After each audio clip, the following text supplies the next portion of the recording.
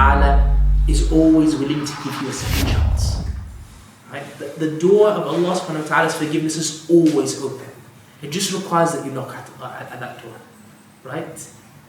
Whether it be the wudu that you do, or the fasting in Ramadan, or the salah with khushu', or 2 rak'ahs of salat al-tawbah, or whether it be the zakah that you give out, or the charity, the door of Allah subhanahu wa ta'ala's mercy is always there. What does the stoning, jamarat, represent? So this idea that Hajj is the clean slate. That if you do the Hajj and you do it well, and you don't engage in evil actions during the Hajj, it is like you were born anew. To understanding what the maqasid or what the objectives of Hajj really are. Which other act of worship affirms the centrality of the Kaaba? Salah, mashallah, ahsant.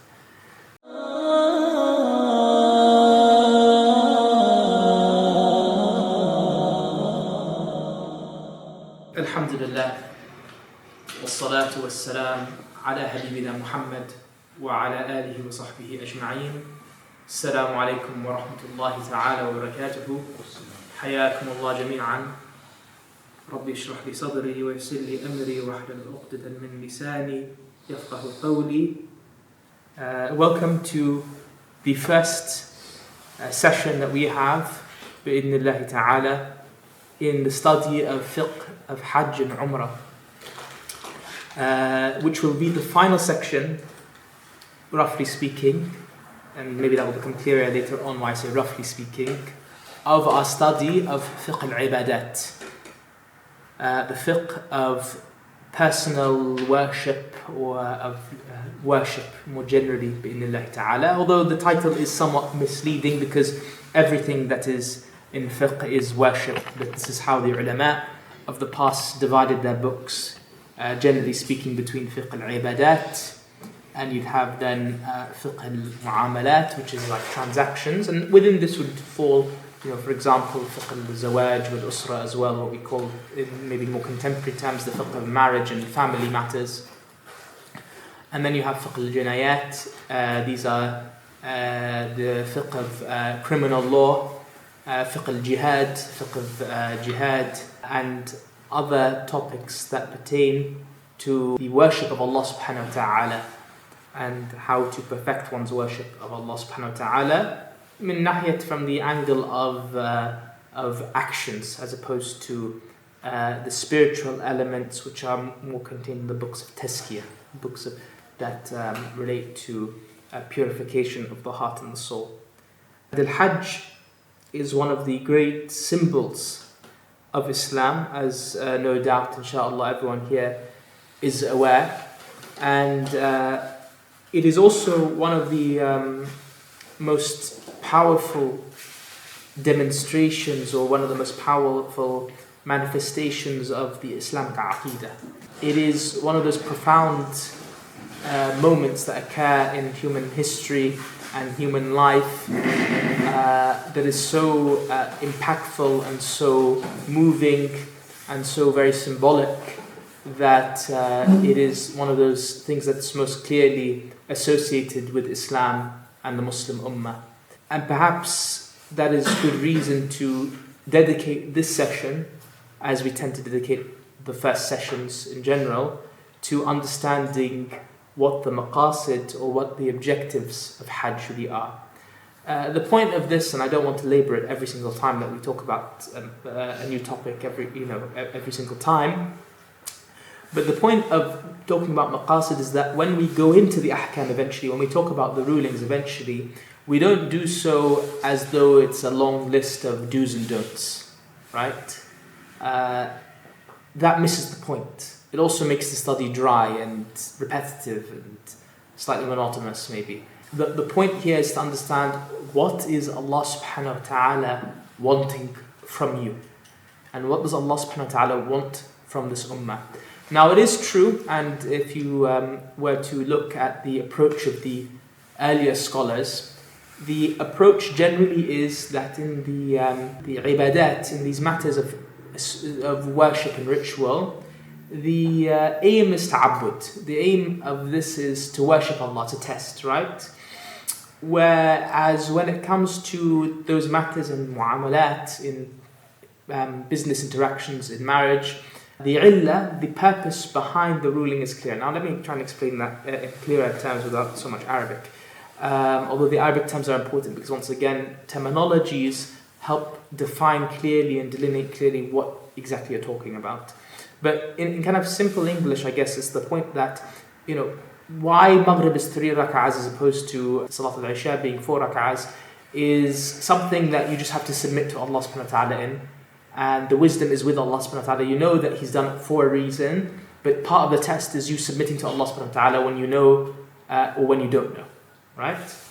Whereas the fuqaha of the past would hold that the reason why marriage is prescribed or why there is a mahar or these things that relate to, for example, the prohibition of riba, these things can be understood by human reason for why Allah subhanahu wa ta'ala has legislated them. Riba brings harm to society and impoverishes the poor and it enriches the rich and to an extreme level that's not just. And marriage is important for preserving societal keeping society together and preserving the rights of every party and so on and so forth. And whilst that is generally true, there are some things that we cannot necessarily know definitely why Allah subhanahu wa ta'ala legislated or ordered them. The overall objectives of the ibadat can be perceived and can be understood. So, the 7 times that you go around the Kaaba, maybe you might not be able to ascertain why is it 7 times. Or, for example, the 4 rak'ahs of Salat al-Isha as opposed to 3 rak'ahs of Salat al-Maghrib, you might not be able to precisely ascertain why Allah subhanahu wa ta'ala has determined that many number of rak'ahs in each salah, right? But you can ascertain, with the permission of Allah subhanahu wa ta'ala, why overall salah has been legislated. Because tanhan fahshay wa munkar, because it is a representation of the Islamic creed, because it reminds you of Allah, and so on and so forth. Do you see the difference? So yes, whilst it might be that in very particular details, you just have to submit to Allah subhanahu wa ta'ala and accept that that is the way things are, the overall objective of a particular act of worship, a particular ritual can be ascertained. And so inshallah today we will be discussing precisely just that with regards to Fiqh al-Hajj wal-Umrah. So what is the first thing we're going to do before that? Who's going to jump the gun and tell me, inshallah? What do we do every week? Not every week, but yeah. Go ahead. We want to look at the normal meaning of the fiqh meaning. Ahsant, mashallah. Well done, well done. We're going to look at the linguistic meaning and then the Sharia definition.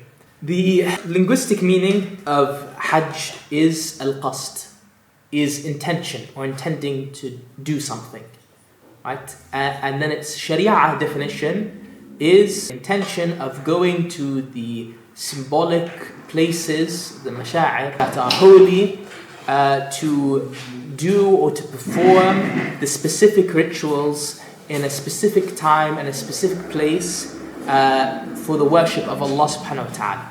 That is the definition, the Sharia definition. But it's that idea of intention. And intention is incredibly important in the Hajj, even ritually speaking. It's actually one of the only ibadat, it is the only ibadat where, from the Kitab al-Ibadat, where that intention is pronounced out loud. It is allowed to pronounce the intention for Salah, for example, but in Hajj, it is specifically mandated that the intention be declared out loud. For intention is a very important aspect and element of al-Hajj. In terms of speaking about the maqasid of Hajj, there are so many different parts to Hajj, and I was actually speaking about this to the brothers earlier, that unlike fiqh al-salah or fiqh al-zakat or fiqh al-siyam, when you deal with fiqh al-Hajj, and we'll find this with the future sessions bi'idhnillah ta'ala, there are quite a lot of moving parts, so quite a lot of things going on. You have the stoning at the Jamarat, you have Mina and Muzdalifah, you have Tawaf and the 3 different Tawafs that take place, you have Mabit, staying, you have Arafah, you have quite a lot of things going on, you have the sacrifice that takes place. So there's a lot of things to do at different times, and there's a lots of things that if you do them wrong or you break the rules that warrant certain actions, for example, sacrificing of a shah or sacrificing of a camel, And we'll speak about these in coming weeks. But actually, instead of it just being so many pieces of information thrown at you for a period of 3 weeks after this week, inshallah, understanding the maqasid will help you get an overall idea of how do all these things fit together. Do you see what I mean? It's the idea of getting a thread and putting it through and seeing how does it all come together as a comprehensive system that is legislated by Allah subhanahu wa ta'ala to reform human life and connect humans to their creator subhanahu wa ta'ala. Overall, I mean, the very first starting point is the idea that humans naturally want to do good to those who do good to them, right? Someone treats you well, someone looks after you. Generally speaking, you'll want to be nice to them back. If it's a simple thank you, or if it's another kind gesture, right? And هل جزاء الإحسان إلا الإحسان, right? As Allah subhanahu wa ta'ala says in the Quran, and what is the reward of goodness except goodness? It's the goodness that is like it, right? For this idea that you would want to do good to a party or an individual or a body that does good to you is just the way that humans are, right? For what about Allah subhanahu wa ta'ala? وَلِلَّهِ الْمَثَلُ الْأَعْلَى, that Allah subhanahu wa ta'ala is the one who created us, the one who feeds us, the one who looks after us, the one who has guided us to Islam, the one who protects us, the one who gives us shelter, the one who is responsible for all the good in the universe. And with Allah subhanahu wa ta'ala as the highest example, we would obviously want to excel in the amount of good that we show Allah subhanahu wa ta'ala, especially since He is our creator, and since He is our sustainer, and since He is our protector, and since He is the one who has guided us to Islam. And Al-Hajj is a complete form or representation of showing this goodness to Allah subhanahu wa ta'ala. But the difference here is obviously Allah subhanahu wa ta'ala is not in need of us, but we are in need of Him, right? So it's even greater, the amount of favor that Allah subhanahu wa ta'ala has bestowed upon us. And it's even more, we are even more in need of demonstrating that appreciation to Allah subhanahu wa ta'ala, that shukr that can be seen in Hajj. So that's the overall, that's the kind of opening for Hajj and all the ibadat, which is the idea of what is the jaza of ihsan except ihsan. What is the recompense of goodness except goodness like it, right? That Allah subhanahu wa ta'ala has been so good to us. For this is a complete form of pure worship. The second point, or coming out of that more general statement, is the idea that Hajj is a spiritual journey. It is a journey that one takes where they try to understand and embody and practice a term or a concept that we don't speak, I don't think, enough as a Muslim community and as an ummah more generally. And this term might be the first time that some of you actually hear this term. And that term is a tajarrud. A tajarrud is this idea of removing oneself from all attachments except to Allah subhanahu wa ta'ala. It's a very difficult concept or thing to practice when you're in the busy bustle of cosmopolitan life, of living in cities or living even outside of cities, but particularly in places like London or New York or Istanbul or megacities like this, right? Where you don't have a minute to yourself and you're constantly having to fulfill different tasks or different roles for different people in your day-to-day life. But this is a very important concept that is sought to be achieved at utmost in Hajj, which is this idea of tajarrud, of completely removing yourself from any attachment, any reliance to anyone or anything other than Allah subhanahu wa ta'ala. This is reflected in particular rulings which, otherwise, once again, this is the importance of doing maqasid, otherwise might seem very odd, right? For example, not cutting of the nails during Hajj, not cutting hair during the ihram of Hajj, not applying perfume, not having marital relations with one's wife, the ihram itself that the man wears, right? And we'll go into more detail this not only in this session but in future sessions inshallah. But I want to put this kind of unwan, this kind of title in front of all of you first, which is this idea of tajarrud. It's the idea that you forget basically everything except Allah subhanahu wa ta'ala. Now Allah subhanahu wa ta'ala is Ar-Rahman Ar-Rahim, and He knows the world that He's created. He knows He's created a world where you need to work, where you need to have family time, where you have certain natural things that you need to tend to as a human being. Amongst these, marriage, and also like I mentioned, looking for rizq, looking for provision, even the human need for social interaction, right? We are social beings. The human tendency to get angry, to make mistakes. But Allah subhanahu wa ta'ala once in one's lifetime has dedicated this kind of these few days of Hajj to be an experiment, if you will, an experience rather, where one attempts total tajarrud, total freeing themselves from any attachment in this dunya except to Allah subhanahu wa ta'ala. So you leave off the beautification that you usually get involved in. You leave off even the natural and the halal, which is, for example, marital relations with one's wife. You leave off wearing clothes that Allah subhanahu wa ta'ala otherwise would have allowed you to wear, and you dedicate yourself totally to Allah subhanahu wa ta'ala. And also that links into another maqsid from the maqasid, another objective from the objectives that we'll speak about at the very end inshallah.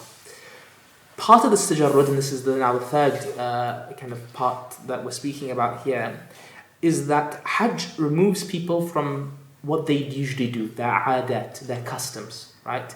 So not allowing people to wear stitched clothes, right? The idea that in Hajj you can't wear a jacket or a thobe if you're a man. That's very unusual, no? It's an unusual thing, but it's unusual on purpose, and we'll come on to why it's unusual on purpose soon, inshallah. Not getting you to wear shoes, for example. It's an unusual thing. It's not like that was usual at the time of the Prophet ﷺ. It was unusual as well. Not allowing you to put on perfume is unusual.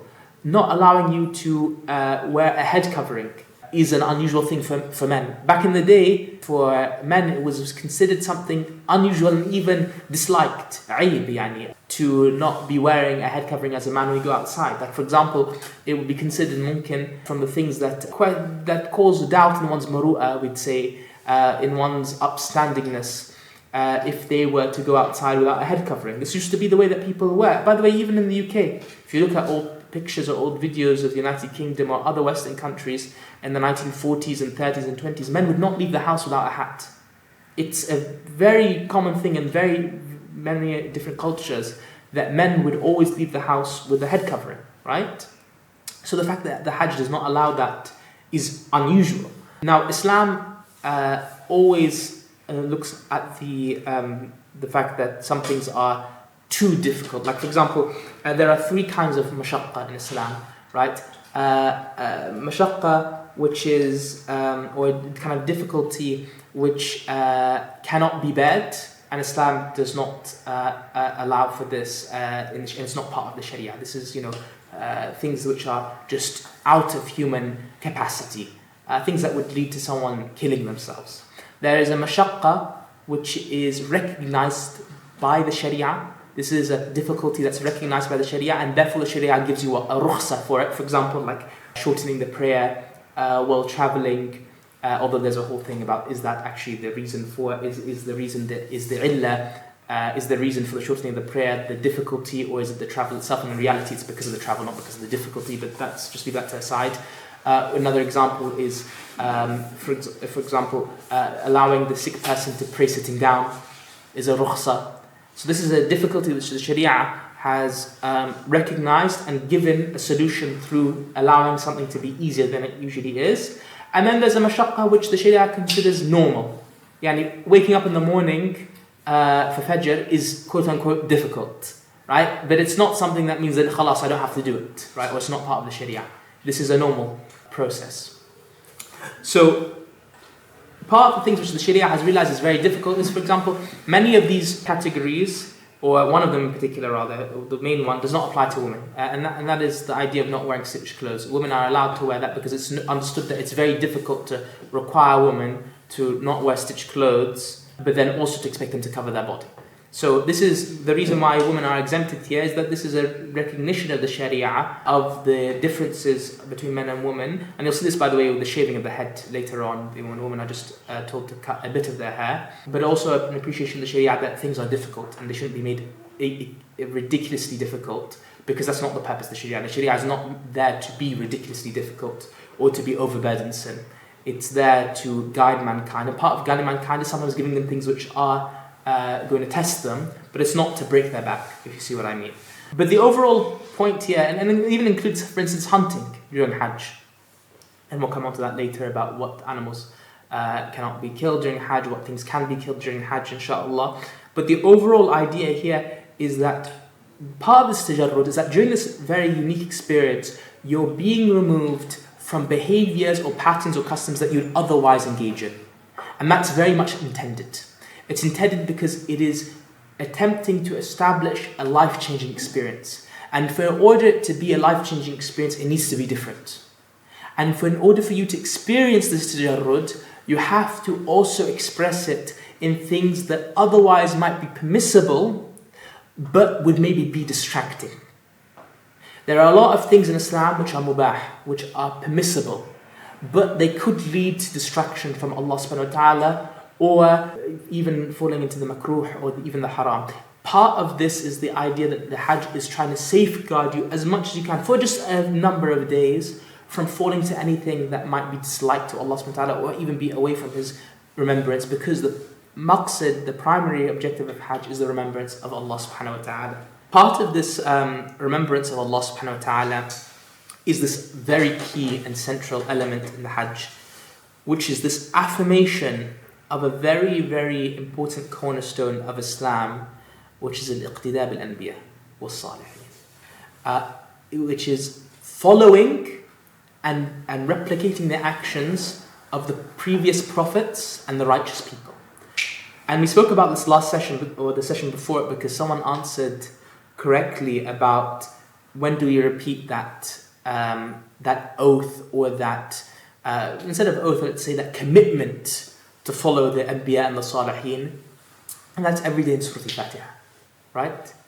اهدنا الصراط المستقيم. What? صراط الذين أنعمت عليهم.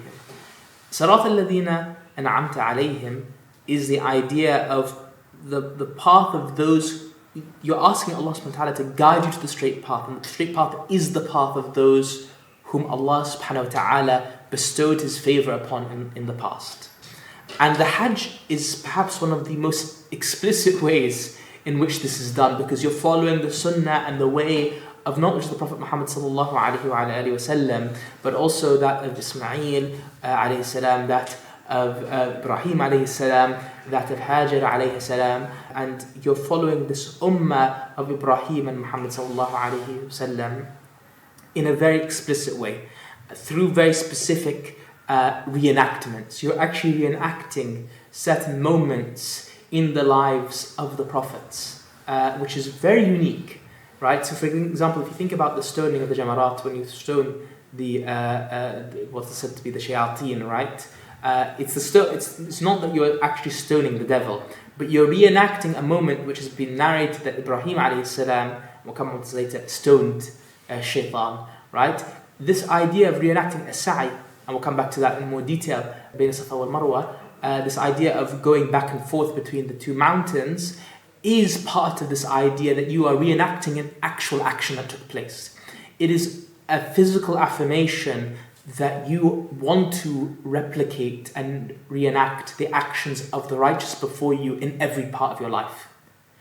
And Islam recognizes something that's very interesting about human psychology. It's the idea that sometimes words are just words. If you say that you want to follow those who came before you, you can say it easily, but it won't be driven into or marked into your day-to-day life or your psychology or your identity until you take up those actions, right?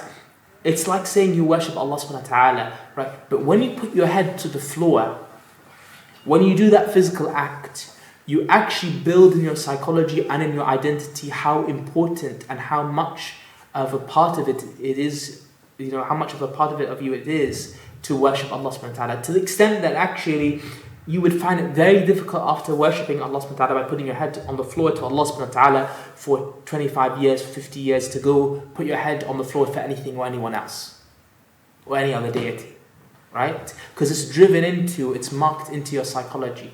And the Hajj does that. It does not just mean that you say that I am part of an ummah of anbiya such as Ibrahim alayhi salam and Muhammad sallallahu alayhi wa alihi wa sallam. It gets you to reenact moments from the history of that ummah, so you feel that intima, you feel that belonging to that ummah. You feel that those stories are not just bedtime stories, they are part of your heritage and identity. So when you go and read Qasas al-Anbiya, when you read the stories of the Anbiya, it's not just a pastime, it's things that you then reenact because you understand how eternal the messages of those stories are, and how enduring they are, and how important they are to you living in 21st century Britain, even if they happened thousands of years ago. Right? Hajj also importantly invokes remembrance of and the imagery of Yawm al-Qiyamah. Imagery, once again, is something that Islam focuses on in the reenactment of these rituals, right? And one of these key elements here is Arafah, right? It's this idea of everyone being swarmed at one site together, calling Allah subhanahu wa ta'ala. There is nothing closer in this dunya to the image of what will happen on Yawm al-Qiyamah as Arafah. And it happens every year. And so you can take the ibadah, you can take the lessons from it when you are watching it on the TV, but to be there is to actually experience the closest thing you'll ever get to a moment or a mashhad or a scene that will be like that of Yawm al-Qiyamah. And so by Allah subhanahu wa ta'ala trying to get people to live that moment, it once again doesn't mean that it's just a story or just an ayah that you read or just something that you pay lip service to. It's something that you try to experience, to remember that one day you will be in a scenario like this. You will be in a scenario where you've had to leave your family and your friends, where you will be in a foreign land, quote unquote, where you will be in a difficult experience with the sun above your head if it's in the summer months, right? Where you won't be in your nicest clothes, right? Where you won't have the comfort of your home. You'll be out there and you'll be calling Allah subhanahu wa ta'ala with the mu'mineen. So that is part of the imagery and the symbolism and the importance of Hajj, is that it invokes that idea of the kind of human swarm and desperation and even the sweat and the tiredness of Yawm al-Qiyamah. As well as this, we are told in the Quran that Allah subhanahu wa ta'ala جعلنا البيت مثابة للناس وأمنا, and that Allah subhanahu wa ta'ala has made the Kaaba, the house of Allah subhanahu wa ta'ala, a center and a place of sanctuary for people. جعلنا البيت مثابة للناس وأمنا, and we made the house, the Kaaba, a place of a center and a place of sanctuary for the people. And that Allah subhanahu wa ta'ala made what? Maqam Ibrahim Musalla, that the place of the standing of Ibrahim alayhi salam, a place of prayer as well. So this idea, this is now the next objective of Hajj, or the next kind of central theme of Hajj, which is this idea of the Kaaba being a center point. That this ritual, this moment, gives the Kaaba that centrality in the life of Muslims. Of course, that centrality is also emphasized by what other act of worship? Which other act of worship affirms the centrality of the Kaaba? Salah, mashallah, ahsant. Because every day you're praying towards the Kaaba, right? But then when you're there and you're actually going around the Kaaba, and this thing that Muslims long to do, for their entirety of their life, maybe they're saving up their entire life to do this action, it really does reaffirm that idea that the Kaaba is the center. Now, it is really interesting because you've got two elements here that that have to relate to the Kaaba, which is something that maybe requires or deserves a little bit of attention. One is that idea that Allah subhanahu wa ta'ala speaks about in the Quran, وَمَنْ يُعَظِّمْ شَعَائِرِ اللَّهِ فَإِنَّهَا مِنْ تَقْوَى الْقُلُوبِ. This idea that whoever so honors the symbols of Allah subhanahu wa ta'ala, that is from the taqwa, that is from the fear of Allah in the hearts, right? So honoring the symbols of Allah, like the Kaaba, is part of having fear, is a sign of having fear of Allah subhanahu wa ta'ala, right? Because you're giving importance to what Allah subhanahu wa ta'ala has given importance. However, there is this hadith which is in Sahih al-Bukhari that Umar radiallahu ta'ala anhu, when he came and kissed the black stone, which is known to all of you inshallah, he declared that he knows that this stone cannot benefit him or harm him, but that he does this because the Prophet sallallahu alaihi wasallam did it. So there is a symbolism to the Kaaba, but that symbolism should not go out of its bounds. The Kaaba in history has been destroyed on multiple occasions, by the way. It's not the same Kaaba. And the Prophet ﷺ in a hadith that's narrated, I believe in Sahih al-Bukhari and Sahih Muslim, said to Aisha radiallahu ta'ala anha that I would have destroyed the Kaaba and rebuilt it upon its original foundations, were it not that basically the people of Quraysh and the Arabs had recently, or the people of Quraysh had recently converted. That's me paraphrasing the hadith. Right, so this idea that it's an important symbol does not mean that it then adopts power in of itself, because the power is with Allah subhanahu wa ta'ala. And this is the difference between Islam and other religions, where things like, if you will, objects or individuals start to possess a power of their own. No. All power and all blessing and all protection comes from Allah subhanahu wa ta'ala. But because Allah subhanahu wa ta'ala has decreed that this place is important, we give it importance, right? And the Kaaba being a center is very important. It is between the east and the west. It is the site of Ibrahim alayhi salam. It declares, it establishes a deep and strong foundational connection to Ibrahim alayhi salam. But this ummah is not the ummah that came into existence when the wahi came to the Prophet sallallahu alaihi wasallam. It is the ummah of Adam alayhi salam, of Sulaiman alayhi salam, of Nuh alayhi salam, of Musa alayhi salam, of Ibrahim alayhi salam. It is the ummah of all the anbiya of the past. And it is the ummah that reconnects itself to that very first house that was established for the worship of Allah subhanahu wa ta'ala, which was the one that Ibrahim alayhi salam raised the foundations, built upon the foundations for. So this is a very important element. It's also a simple symbol. It's not something that's overly decorated. I know now they put the silk on the Kaaba, and this is, by the way, not something that's new, but they go over extravagant in the decoration of the Kaaba. But the idea is that the symbol of the Kaaba is a simple symbol. It's the symbol of a house dedicated to the worship of Allah subhanahu wa ta'ala. That is a symbol that represents Tawheed, that represents the oneness of the Ummah. It is a symbol that belongs to all the Muslims. We'll come back to this at the end of this session, inshallah. So we were speaking about some of the objectives of Hajj. And we spoke about the Kaaba being the center for the Muslims and how it's a symbol of Tawheed. And it's a simple symbol. And it's a symbol between the East and the West. This is an Ummah that does not belong to the East or the West. And this is a topic that we will engage with towards the end as well, bi'idhnillah ta'ala. But even in individual actions during the Hajj, for example, the sa'i, the running or the walking between the Safa and the Marwa, which obviously comes from the story of Hajar alayhi salam, that when she was left there and she had no food or no drink and no one was living there, she had a very interesting philosophy, which was the idea that she relied upon the help of Allah subhanahu wa ta'ala, but she still did what? What did she still do? Take action. She still took action. Exactly. Al-akhd bil-asbab. She still took action. For every year, Muslims reenact the perfect and the wonderful example of a woman. It's also very important to talk about the place of women in Islam. That this is an action that was performed by a woman in Islam, in our Islamic history, that we, both men and women, alike reenact every single year.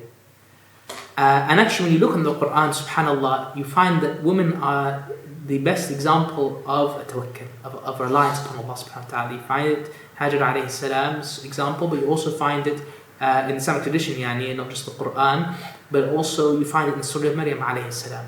Very, very similar incident where she relies upon Allah subhanahu wa ta'ala, and she also takes by the necessary means for her survival and for the survival of Isa alayhi salam. For here, this idea of sa'i is a very interesting one, because it's one that reminds us in our day-to-day life that whilst we might rely upon Allah subhanahu wa ta'ala to help us, and we know that we are in need, total need of Allah subhanahu wa ta'ala for any faraja, for any help, for any victory, for any support, whether it be in the big things or the small things in life, whether it be finding the car keys or whether it be victory in Palestine, the two are the same. You have to take by the means, you have to act. So you still have to run or walk between the two mountains, so to speak. And eventually, the help and the relief will come from Allah subhanahu wa ta'ala. That is an example of a small action, or one of the smaller actions in Hajj, which holds deep meaning. And why it's important to talk about the maqasid before we go into the ahkam.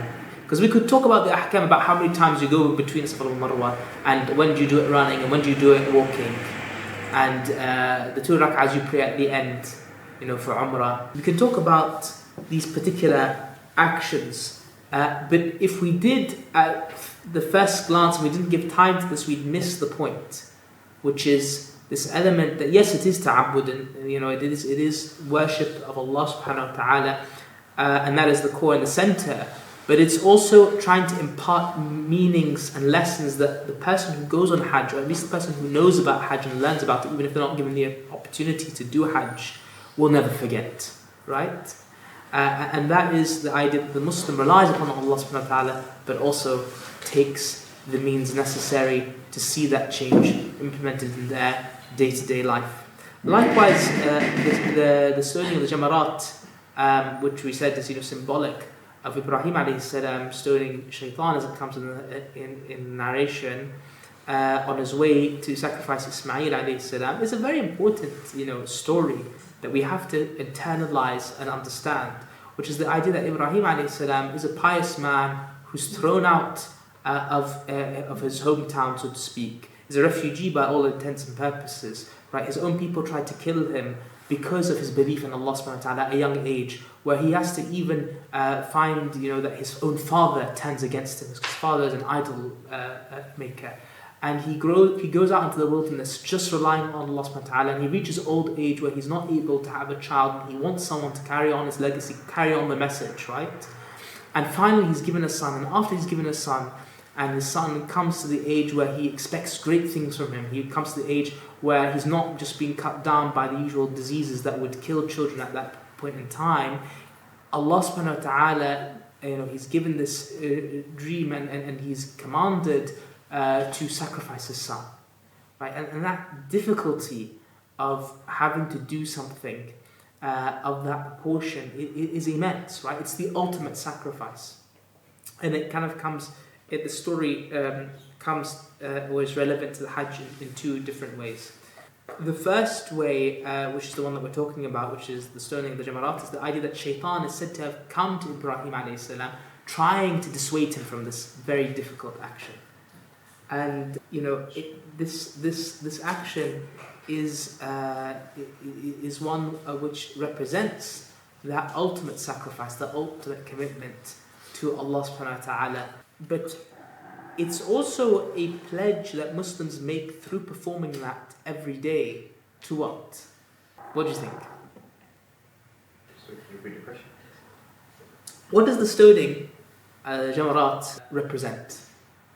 What's the lesson? You know how I said about the sa'i is that we have tawakkul, but we take action like you said. What does the stoning of the Jamarat then mean? Exactly. The idea of fighting shaitan.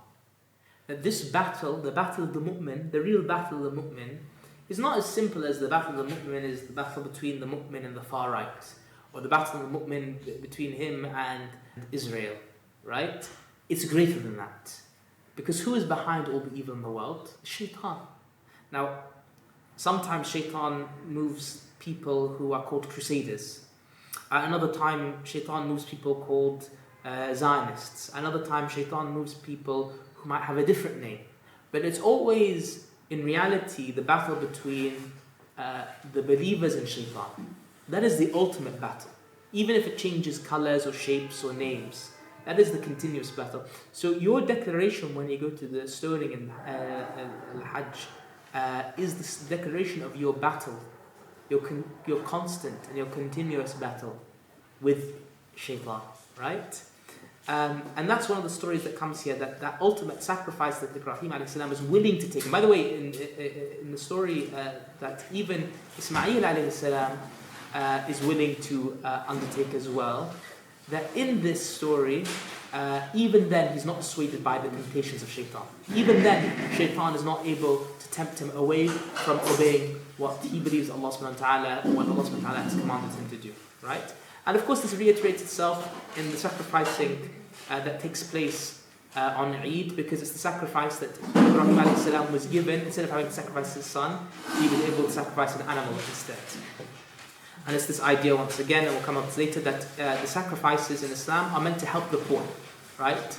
This idea that our celebrations in Islam are not complete without the celebrations including the poorest in society, whether that be a sacrifice of an animal on the bigger Eid, the Eid al-Adha, or the Eid al-Fitr, where we give Sadaqah al-Fitr or Zakat al-Fitr, so that the poorest in our society also celebrate with us. And that's part of the compassion of Islam, that the celebration is not for just those who can afford it, it's for everyone, it should be for everyone in society. But this idea that, once again, Hajj reaffirms this battle between man and shaitan. And overall, it's this idea that, and this is another point here, that Hajj is an opportunity, from those opportunities that we've spoken about maybe 2-3 times, maybe at least 2 times perhaps, during this course, where it affirms the idea that Allah subhanahu wa ta'ala is always willing to give you a second chance. Right? The door of Allah subhanahu wa ta'ala's forgiveness is always open. It just requires that you knock at that door. Right? Whether it be the wudu that you've done. You know, think about every chapter that we've talked about. Right? Whether it be the wudu that you do, or the fasting in Ramadan, or the salah with khushu', or 2 rak'ahs of salat al-tawbah, or whether it be the zakah that you give out, or the charity. The door of Allah subhanahu wa ta'ala's mercy is always there. But it just requires that we come to it. But for these big actions like Hajj, the forgiveness is even greater bi'idhnillah ta'ala. Although the forgiveness can always be the same when you're sitting at your own home. That is up to Allah subhanahu wa ta'ala.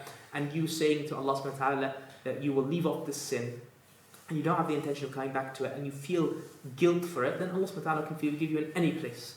Right?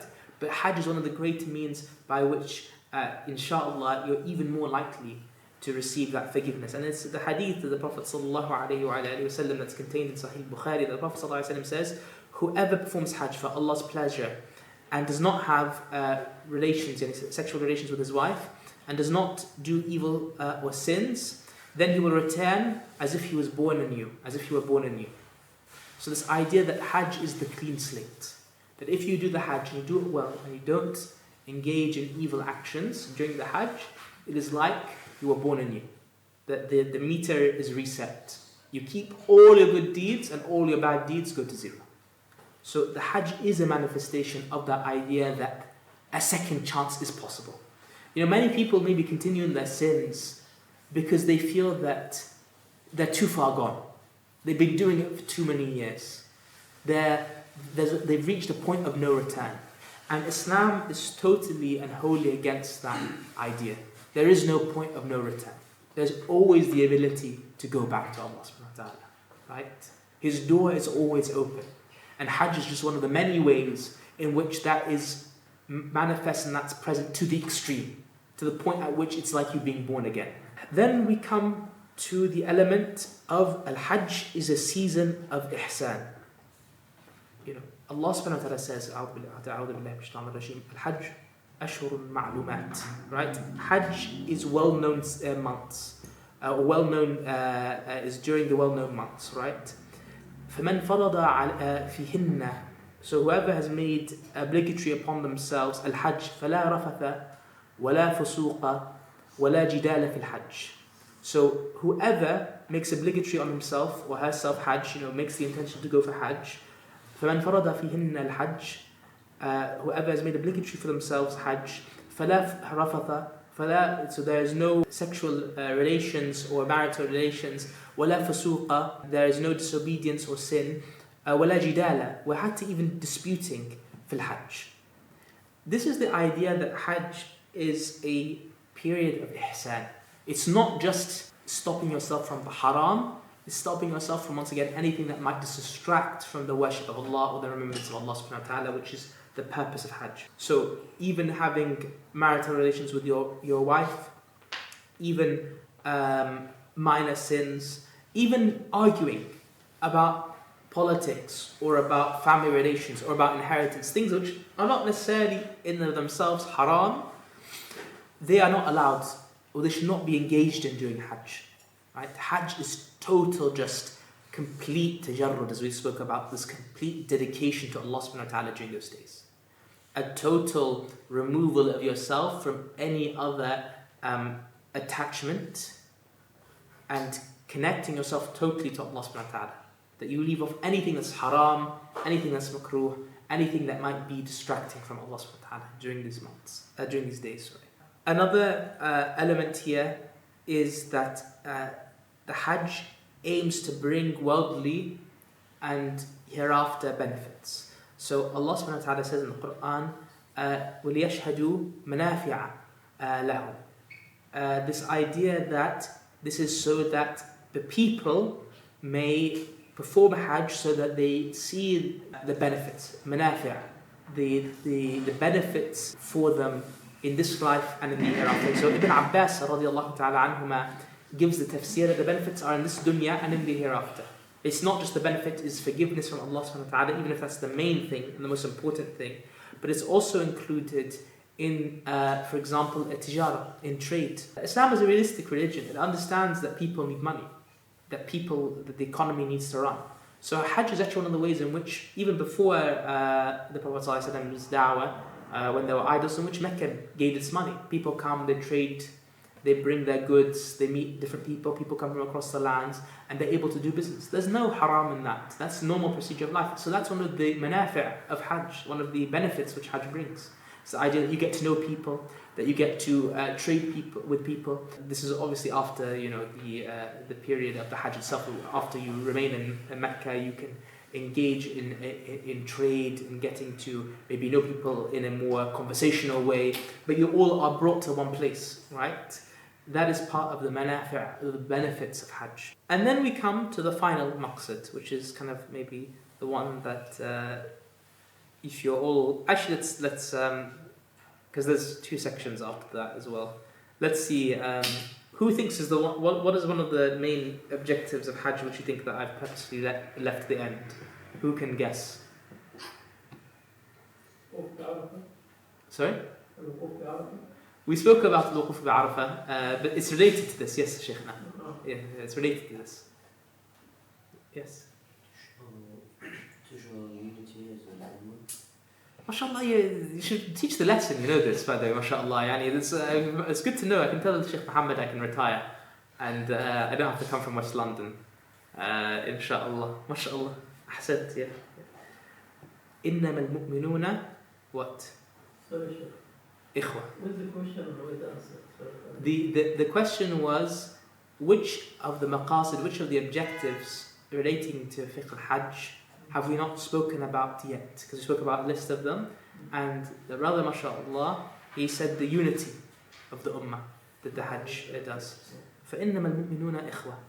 Indeed, the believers are brothers. But Allah subhanahu wa ta'ala says, وَهَذِهِ أُمَّتَكُمْ أُمَّةً what? وَاحِدًا. Right? And this nation of yours is one nation. We spoke about this at the beginning, and I said I'd bring it up again. When you leave off your clothes and your prestige and your medals and your honors and your titles, and you come all in that same white cloth, and you're all under the same sky, sweating and pushing against each other, you're affirming something that is deeply profound. And that is the idea that you are one ummah. That your class or your tribe or your race or your color or your tongue does not differentiate you from one another. The only thing that differentiates mankind is iman and righteous actions. For you are one ummah. And this is an incredibly profound meaning, because this is one of the concepts that is most central to Islam, and one of the concepts that we don't speak about nearly enough. We give lip service to it. As an ummah, we maybe sometimes, many of us are maybe very good at giving lip service to things, but we don't truly internalize it. Because when you see what it means to be internalized, we are terrible at performing it. Forgive me, this is going to be one of our tangents, because I haven't had enough tangents for today's session, so you have to forgive me. We talk about us being brothers, right? When we see someone across the road, we say akhi and salamu alaykum, akhi and ukhti, and brother and sister, right? But what are the most vicious conflicts that occur in the Muslim world? They're between Muslims. Right? Morocco and Algeria over a tiny bit of desert called the Western Sahara. Right? It's pathetic. Sudan and Egypt over what, a border town. Sudan and Sudan, right? Syria and the Kurds, Iraq and the Kurds, Turkey and the Kurds, Pakistan, Bangladesh. You can't keep two Muslims in many contexts in a room except that a dispute emerges. And is it a dispute about Iman? Is it a dispute about Aqidah? It's a dispute about the fact that this person speaks a different language, this person's culture is slightly different. Completely manufactured, completely fabricated divisions and differences. And who made these divisions and differences? Who made them? Did we draw the borders? I mean, go look at the map of the Arab world. Tell me, do these borders look natural? Look at the map of Egypt, right? And I'm allowed to say it because I'm half Egyptian. Does Egypt's borders look normal? No, they don't. It's a box. It literally has like a perfect right angle, nearly. It's not normal. It was drawn with a pencil and a ruler. Look at Algeria's borders. It's got a triangle at the bottom. That's not normal. There's no normal natural. It doesn't like end at a river or something natural, even that you can say, oh, okay, that's a normal border. That's not a normal border. That's a border that was drawn up by someone who, in the case of Sykes-Picot, was working not too far from here. And the fact of the matter is that the Muslims, as Muslims, we make it core to identity the problems that were constructed and manufactured for us in London and in Paris and in Moscow and in Washington. And we adopt it as part of our identity. SubhanAllah, you go speak to a Pakistani about Bangladesh, or you speak to a Bangladeshi about Pakistan. And the amount of emotion and anger and zeal and partisanship. And you go speak to an Egyptian about Egypt, and you speak to a Syrian about Syria, and even though these countries came into existence like 80 years ago, you go back to someone's great-great-granddad, there's no country called Egypt, it's called Syria, with those borders as a nation-state. This nation-state doesn't exist. There's Bilad al-Sham, and by the way, the people in Bilad al-Sham are all a mix between Turks and Arabs and people from the Arabian Peninsula, and people from the Caucasus, and people from Shirkas, and likewise between Pakistan and Bangladesh. I know I'm going on sensitive territory here, but that's the point. These things were constructed to keep the Ummah divided, to keep the Ummah separated, to keep the Ummah busy fighting itself. I like to give an example here between, this element about America being 50 countries in one, right? America is 50 states. Imagine if those 50 states were all the independent countries. Now, I like to pick on one state in particular because it's a bit of a random state. Let's imagine that Wisconsin. Who's heard of Wisconsin before? Most of you guys? Let's imagine Wisconsin's like a really random state. It's a random state, but do you want to know something that's funny about Wisconsin? Wisconsin has a GDP, although you probably maybe have never heard of it or known very much about it. It's got an GDP bigger than Egypt, or about the size of Egypt, right? And Egypt's a country of 110 million people, right? Wisconsin is known for like its dairy produce, cheese, milk, stuff like this, right? Imagine if Wisconsin was its own separate country. Do you think Wisconsin's opinion in the UN would matter? Do you think we'd all be rushing to hear what Wisconsin has to say? Do you think we'd really be concerned about the political developments in Wisconsin? No. Wisconsin only matters because Wisconsin, with 49 other countries, states, form a country that then, because it's united through a single identity and a language and government, makes decisions. And then we care what Wisconsin has to say because it's part of the United States of America. So likewise, when Bahrain, and I'm sorry, I've really got to hit out here. Bahrain is a street, it's not a country. Bahrain is a road. It's a road that goes from Saudi Arabia to the sea. That's Bahrain. It's not a real country. Kuwait is an oil plant. It's not a real country. It's an extension to Iraq that's an oil plant. I know I'm hitting out a lot of countries now I can't visit. But it's important to drive the point home that these countries aren't real. But the amount of dedication that people have to these countries is ridiculous. Because these countries were literally just written into existence 80 years ago, and it becomes part of people's identity.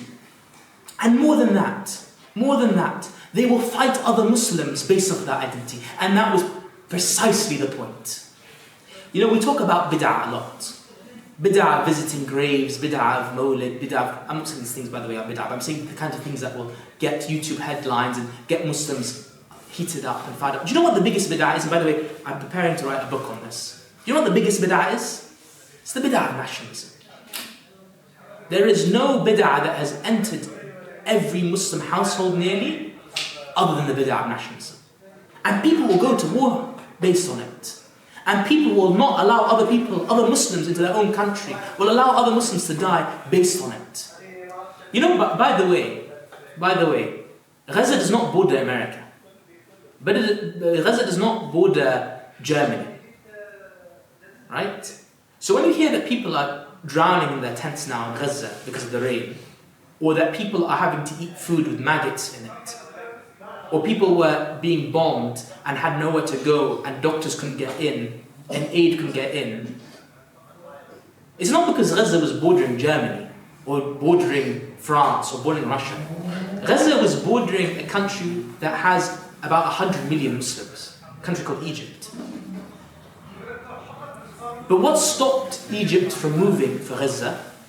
Obviously dictatorial rule, but it's the nationalism which entered people's hearts.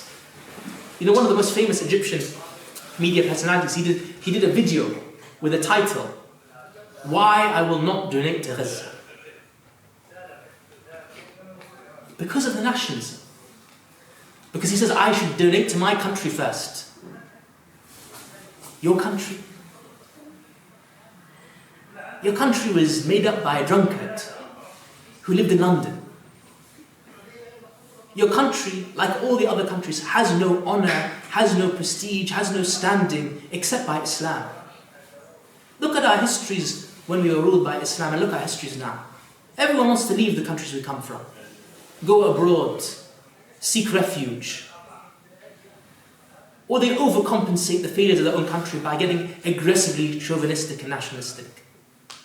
Whereas when we were led by Islam, we led the world in science, in human sciences, in contributions to architecture, to technology, in terms of human rights, and looking after the destitute and the needy. The point I'm trying to get at here is Hajj is not something that we should just brush by when we talk about the ahkam in the coming weeks. These are deep meanings. Hajj is telling you, you are all one ummah.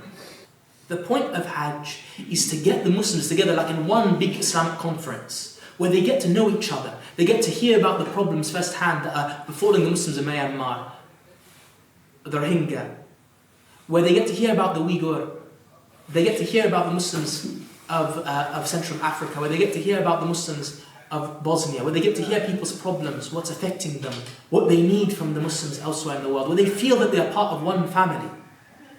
But instead, even in our Hajj, we're separated by country. Because, like Banu Israel, were what? أُشْرِبُ فِي قُلُوبِهِمْ. What? They drank up the worship of the ijl, of the calf in their hearts. We've drank up Sykes-Picot in our hearts. And it happens over time. You know, there's no two ustads that we obey as an ummah, generally speaking, more than we obey Ustad Sykes and Ustad Picot. We love their flag. The flags that they drew up for us. We love the borders that they gave us, even though they're the source of our weakness. We love the identities that they gave to us. And we'll go to war for it. And we'll fight other Muslims, we'll shed Muslim blood for it. Even though that's the source of all our problems, almost all of our problems. And who's the one behind it? Shaitan. For Hajj tells you who your enemy is. It's Shaitan who's moving these people. And it tells you your identity is not that you are even Syrian or Afghani or whatever else you might be. It's that you're Muslim, first and foremost. Wala wal bara. Your allegiance is to the Muslims, whoever they are, whatever their color, whatever the language they speak, whatever their class is. And your enmity is to the oppressing disbelievers, even if they be the closest people to you. And for that reason, Abu Ubaidah, radiallahu ta'ala anhu, killed his own father. Right? For Hajj, re-emphasizes the idea that nationalism in the eyes of Islam is batil, is falsehood. It's not acceptable. Neither little nor a lot. You are one ummah. There used to be no borders that used to separate the Muslims. And all the calamities that we find in the Muslim world is because all our wealth is cut up into small bits, like I said about Wisconsin. And it's siphoned off by corrupt rulers. And all the oppression that we see and the inability for us to do anything is because of these borders that used to never exist and were put into it for us by people who want nothing but evil for us. For Hajj is a protest against it. And if you can't see that, well then you're missing the point. If you don't see it, then it's just becoming mechanical, it's becoming robotic. You're not giving thought to why Allah subhanahu wa ta'ala is getting you all to come together at one point from all valleys. From every deep valley, from every city, from every village to come together to reaffirm that no, you are one ummah. And what binds you together is your aqeedah, nothing else. And if you lose that, like how Allah subhanahu wa ta'ala raised you to be the highest of the highs, the greatest civilization, the greatest people, the greatest leaders came out from you. You led the world with the light and the justice and the ilm and the knowledge of Islam. If you leave that, He'll put you to the lowest of the low. And that's where we are at now.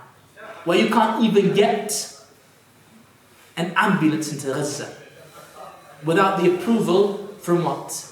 Ammi America. My uncle America has to approve it first.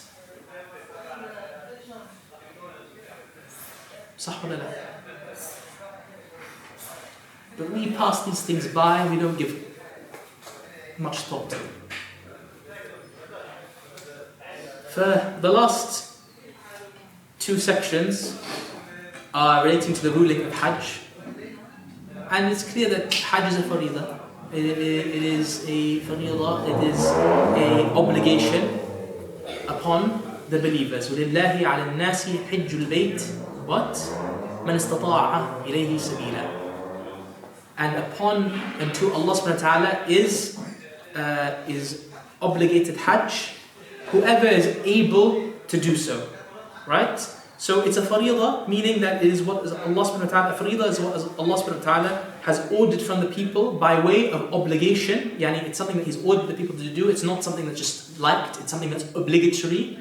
And the obligation is certain. There's no two opinions about it. Right? But there are various requirements to the Hajj. And that's the idea of the مَنِ اسْتَطَاعَ عَلَيْهِ سَبِيلًا.